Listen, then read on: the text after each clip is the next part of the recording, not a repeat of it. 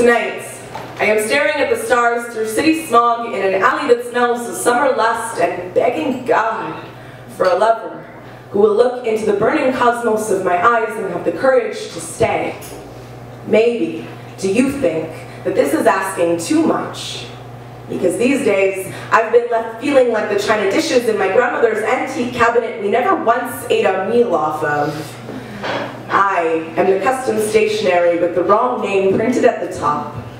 I am a bicycle locked to a post in mid-December that no one claimed come winter. It has been 16 seasons since someone whispered the words "I love you" into my ear before falling asleep. And it has taken me 12 seasons to renew the forest fire of longing in my heart that was burned to ashes on the night I packed my bags.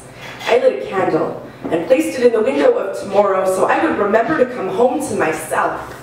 But what I forgot is that no amount of mouths pressed to my neck or fingers weaved through my hair can reach deep enough to quell the pulsing of my human loneliness that sprouts daisies in the graveyard of my hopes.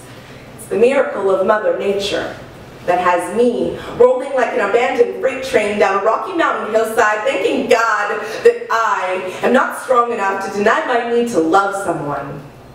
But still, some days I try. And the lie I tell myself is that it's easier this way, that I can keep you around just a little longer if I don't ask you for anything.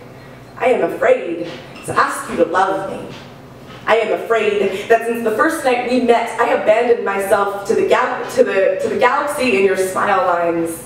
I was reckless in my dreaming, and even more so in the footsteps that brought me to your door. Please forgive me. I didn't mean to place so many of my weeping willow branches in your wild flower bed, but they seem to like falling there, and so do I. God damn it. Why do your arms seem to soften the edges of my exposed concrete?